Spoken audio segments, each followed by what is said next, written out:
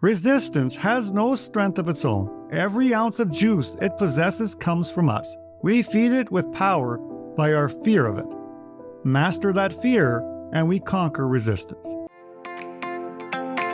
Welcome to Philosopher Insights, the podcast that delivers wisdom in minutes a day that you can put into practice daily and strive to master over a lifetime. The podcast committed to sharing ideas that encourage you to bridge the gap between who you are today and the person you aspire to be in the future. Hi, my name is Herb Lamba, and welcome to my podcast, where I will share practical insights from the world's best authors. Knowledge isn't power. Applied knowledge is. The quest to become the best version of you starts right now. Hi, and welcome to Philosopher Insights. My name is Herb Lamba.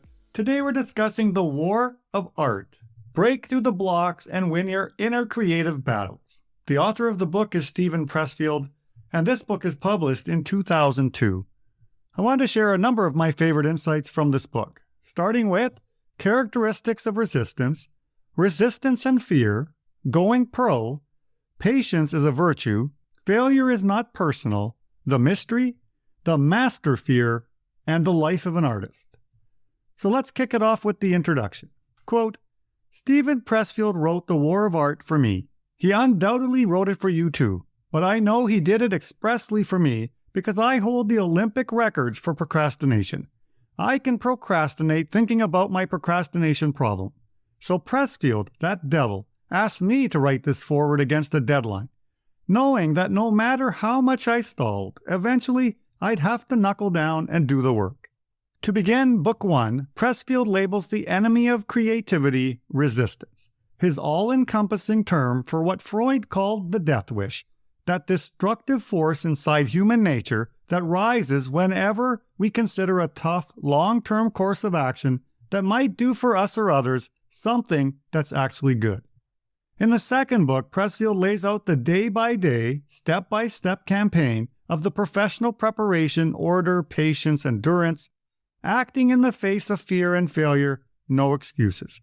Book 3, The Higher Realm, looks at inspiration, that sublime result that blossoms in the furrows of the professional who straps on the harness and plows the fields of his or her art. End quote. I captured this introduction from the foreword written by Robert McKee, as it brilliantly captures the essence of this book. He wrote this book in 2002, and I already featured his more recent publication, Turning Pro, which he released in 2012.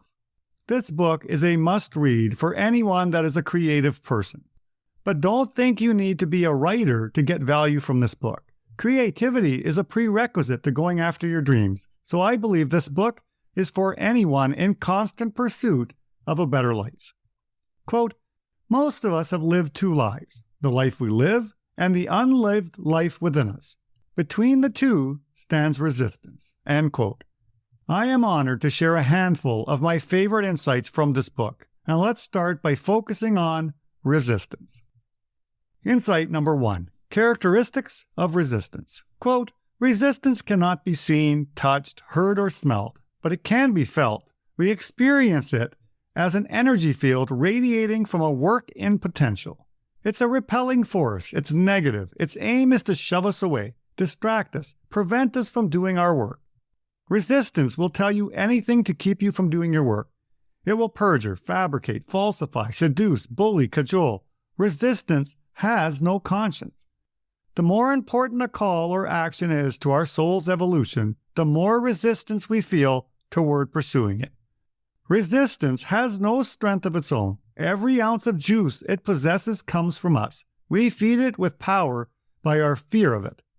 Master that fear, and we conquer resistance. End quote. Have you ever had that feeling that you are here to do something great with your life? Do you feel like you have a great book inside you? Maybe you feel the desire to start a new business or grow into the type of person that will impact the world with their wisdom. Pressfield has captured that evil force that makes you swallow your urge to pursue your dreams. It is that irritating voice in your head that constantly reminds you that you cannot take the risk, that you need to stay safe and secure, and that you are not good enough to achieve that dream that lies in your imagination. It's resistance. Insight number 2, resistance and fear. Quote, are you paralyzed by fear? That's a good sign. Fear is good. Like self-doubt, fear is an indicator. Fear tells us what we have to do. Remember our rule of thumb. The more scared we are of a work or calling, the more sure we can be that we have to do it. End quote. So good. Resistance is activated by our fears, and you give it power by giving into your fears. In the 10X rule, Grant Cardone says, quote, "Rather than seeing fear as a sign to run, as most other people do, it must become an indicator to go." End quote. I have a question for you. How do you see fear? Do you see your fears as stop signs in your life, or do you see it as a sign to go? I was taught in the Optimized Coach program to look at our fears as reverse indicators. They're not signs that something is wrong. They are signs that something is right. Your fears are showing you the way, that in order to grow, you must overcome fear by stepping outside your comfort zone. I think that is brilliant and something I reflect on daily. Quote, "The amateur believes he must first overcome his fear, then he can do his work. The professional knows that fear can never be overcome. He knows that there's no such thing as a fearless warrior or a dread-free artist." End quote. Did you know that Henry Fonda used to throw up before every performance? Even at the age of 75, he was still terrified, but he forced himself to perform. In Overachievement, author John Elliott shares this gem, quote, "Butterflies, cotton mouth, and a pounding heart make the finest performers smile. The smile of a person with an ace up their sleeves." End quote. It's time to move out of amateur mode and turn pro by recognizing your fears will always be a part of your life. It's learning to find ways to step into your fears that allow for maximum growth. Insight number 3, going pro. Quote, "The amateur plays part-time, the professional full-time. The amateur is a weekend warrior. The professional is there 7 days a week." The word amateur comes from the Latin root meaning to love. The conventional interpretation is that the amateur pursues his calling out of love, while the pro does it for the money. Not the way I see it. In my view, the amateur does not love the game enough. If he did, he would not pursue it as a sideline, distinct from his real vocation. The professional loves it so much, he dedicates his life to it. He commits full time. End quote. Ouch. Those are some powerful words. We are all professionals at our jobs, but how can we apply this to life's bigger aspirations? Pressfield shares the qualities of a professional, and here are some of my favorites. 1. Show up every day. 2. Show up no matter what. 3. Committed over the long haul. 4. We accept remuneration for our labor. And 5. We don't over-identify with our jobs. It reminds me of the slight edge principle shared by author Jeff Olson. It starts with show up consistently, be prepared for and committed to the long haul, and then finishes with do the things you're committed to doing, even when no one else is watching. Let's shine the spotlight on you. How are you showing up each day? How committed are you to the long haul? Are you playing at an amateur level, or have you transitioned to playing professional? Insight number 4. Patience is a virtue. Quote, "The professional arms himself with patience, not only to give the stars time to align in his career, but to keep himself from flaming out in each individual work. He knows that any job, whether it's a novel or a kitchen remodel, takes twice as long as he thinks and costs twice as much. He accepts that. He recognizes it as reality." End quote. I believe that is one of the hardest parts of being a professional, learning the fine art of delayed gratification. The great things in life don't happen in an instant, and the professional understands and respects this truth throughout the journey. As Mel Robbins says brilliantly in her great book, The 5-Second Rule, quote, "To play any game, you have to start. To win, you'll need to keep going. If you want to make your dreams come true, get ready for the long game." End quote. Here is parallel wisdom from Ryan Holiday in The Ego is the Enemy. Quote, "If you want to be more than a flash in the pan, you must be prepared to focus on the long term. We will learn that though we think big, we must act and live small in order to accomplish what we seek." End quote. Let's be willing to play the long game and stop seeking self-promotion and instant results. It's time we put our energy into mastering ourselves through micro improvements every day. Insight number 5. Don't take failure personally. Quote, when people say an artist has a thick skin, what they mean is not that the person is dense or numb, but that he has seated professional consciousness in a place other than his personal ego. It takes tremendous strength of character to do this, because our deepest instincts run counter to it.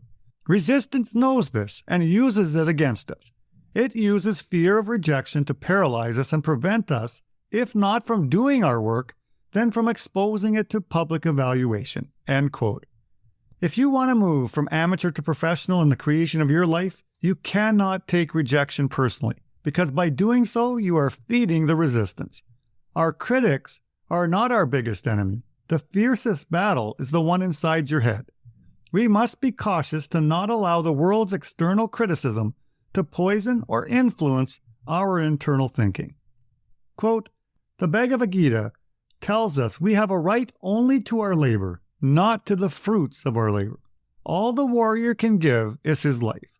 All the athlete can do is leave everything on the field. End quote. That is amazing. All you can do is your best, but even if you give it your best, the results you want may not be guaranteed. That is why it's so important to find joy in the journey. Insight number 6, the mystery. Quote, when we sit down day after day and keep grinding, something mysterious starts to happen. A process is set into motion by which, inevitably and infallibly, heaven comes to our aid. Unseen forces enlist in our cause. Serendipity reinforces our purpose. When we sit down each day and do our work, power concentrates on us. The muse takes note of our dedication. She approves. We have earned favor in her sight. End quote. In Book 3, Pressfield refers to the forces in our lives that go beyond resistance. These are the invisible psychic forces that support and sustain us on the journey. He refers to them as muses or angels, but they are truly our allies on this pursuit. Quote, angels work for God. It's their job to help us, wake us up, bump us along. Kabbalists believe that above every blade of grass is an angel crying, grow, grow. I'll go further. I believe that above the entire human race is one super angel crying, evolve, evolve. Angels are like muses. They know stuff we don't. They want to help us. End quote. If you want the support of the angels, you must begin. Once you start, once you truly commit to writing your book or going after your dream, something magical happens. The angels help us give birth to ourselves, to be that person we were born to be. Once we begin, we step out of our own way and permit the angels to start supporting us. We all have these angels, muses, or higher forces at work in our lives. You experience this through the ideas and insights that appear while you're in the shower or driving to work. In my personal experience, I don't know if I ever thought of it as a higher force, but there is definitely something to this. Once you start, more and more creative ideas start flowing. It's time to listen to that angel's voice. Evolve, evolve. Insight number 7, the master fear. Quote, these are serious fears, but they're not the real fear, not the master fear, the mother of all fears, that's so close to us that even when we verbalize it, we don't believe it. Fear that we will succeed, that we can access the powers we secretly know we possess, that we can become the person we sense in our hearts we truly are. End quote. Pressfield says we are all familiar with the typical fears in life, the fear of death, the fear of failure, fear of poverty, or the fear of rejection. But those do not represent the major fear in life. What we fear more than anything in life is discovering that we are more than we think we are. We fear that what we see in our imagination every day and night actually is possible.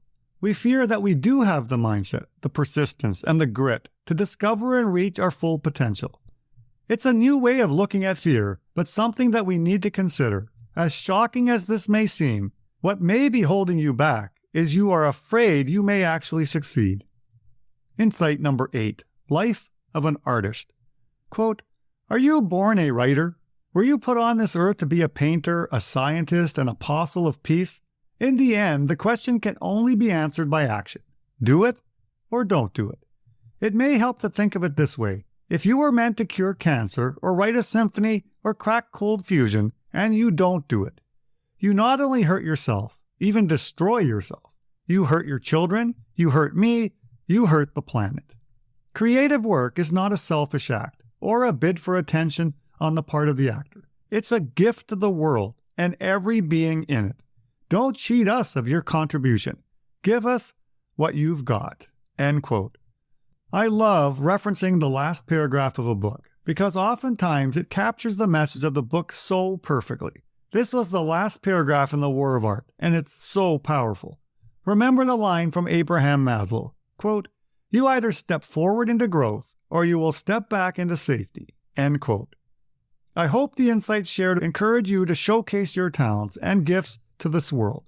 I'm on this journey now, after many years of wallowing in fear and uncertainty, but I hope to see you on the path someday soon. You've been listening to Philosopher Insights with your host, Herb Lamba. If you enjoyed this episode and you'd like to support the podcast, please share it with others, post about it on social media, or leave a rating and review. To go deeper with me, you can register for free at www.philosopherinsights.com for instant access to a growing library of Philosopher Insights, which are 8 to 10-page PDFs, plus 20-minute MP3s that break down my favorite insights from the world's best personal development books. To catch all the latest from me, you can follow me on Facebook at Optimal Herb. Thanks again, and I'll see you next time.